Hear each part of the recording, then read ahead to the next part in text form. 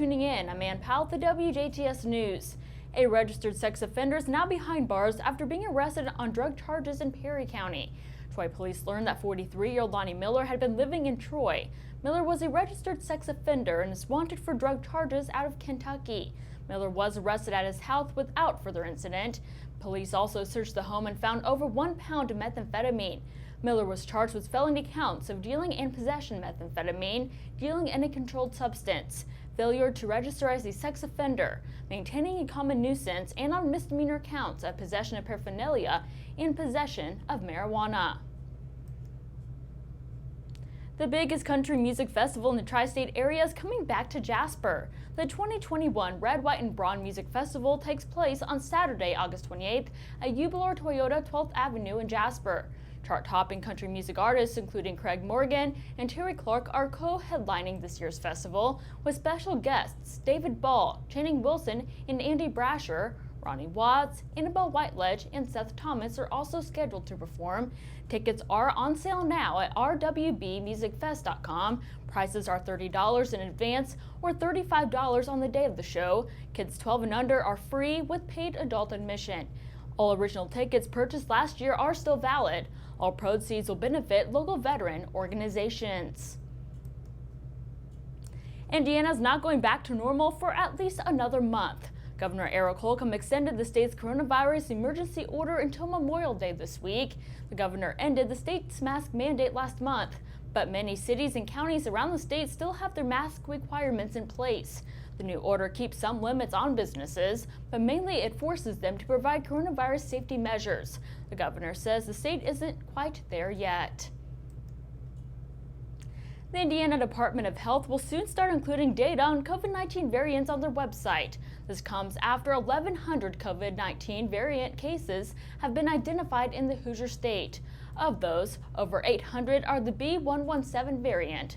So far, vaccines appear to be the most effective against this strain of the coronavirus. The 1,400 people who will soon work at Toyota's Southern Indiana plant are going to need places to live. Gibson County leaders say that they are aware of this issue and are talking about how exactly to approach it. County Economic Development CEO Tammy Mutcherhide says that few new homes have been built in and around the Princeton area since 2008. She says the county is willing to work with developers to try to change that. Toyota announced a multi-million-dollar expansion this week that will hire 1,400 new workers by 2023. Kimball Electronics Gibbs has announced the winners of its 2021 Nature Photography Contest. The Employee Circle recognized the winners during a special virtual award ceremony on Earth Day last week. There were 5 categories in the contest, and each one was awarded first, second, and third place winners and honorable mentions. 25% of the money raised per category is being donated to causes selected by the first place winners. Charities selected include Community Food Bank in Jasper, Girls on the Run of Southwest Indiana in Jasper, and Wesselman Woods Nature Preserve in Evansville. For more information and to see a full list of winners, you can head to our website, WJTS.tv. A new learning opportunity is coming to the Vincennes University Jasper campus. The college and the Patoka Valley Career Center recently announced a partnership to offer 2 Indiana State Earn and Learn programs, also known as SEALs. These will include a wide range of subjects, including robotics and construction trades.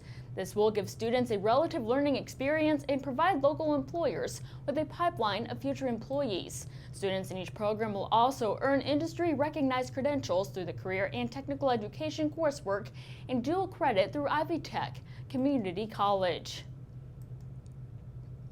Old National Bancorp has released its quarterly cash dividend. The company's board of directors declared a quarterly cash dividend of 14 cents per share on the county's outstanding shares of common stock on Thursday. The dividend is payable to June 15th of 2021 to shareholders record as of June 1st, 2021. The ex-date of the cash dividend is on May 28th, 2021 for broker trading. Based on Old National's closing price of $19.11 on April 28th, the quarterly dividend represents an annualized dividend yield of 2.9%. Indiana lawmakers are supporting grain mill workers during a difficult time. With more on this, here's State Senator Mark Mesmer. Last year, the Indiana State Department of Agriculture and the Indiana Grain Buyers Warehousing Agency suspended 2 grain elevators licenses after they defaulted on 2 separate loans of more than $8 million. As a result, the grain elevators were closed and were unable to compensate area farmers who had entered into deferred pricing agreements. To ensure this doesn't happen again and better protect Hoosier farmers and our state's agricultural interests, I sponsored House Enrolled Act 1483.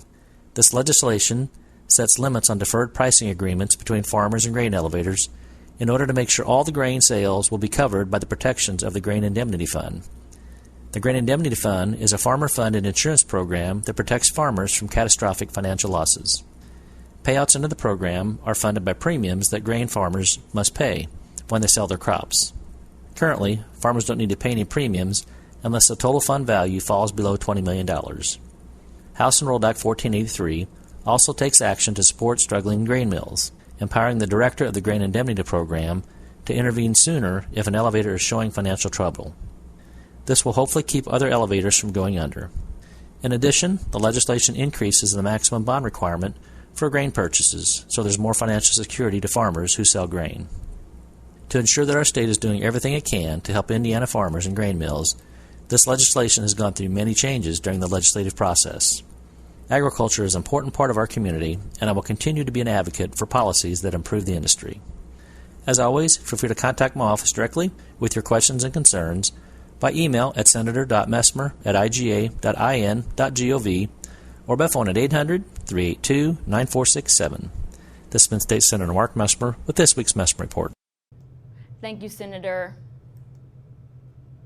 Indy 500 fans will get an actual ticket for this year's race. Race managers say they are mailing physical tickets to the 135,000 people who will be on the track this race day. Indianapolis Motor Speedway president says a lot of race fans don't have the use for a digital ticket. He also says a lot of fans simply like having a physical ticket as a souvenir from the race. And stay tuned, weekly forecasts and sports with Kirk Gooksell are still to come on the WJTS News.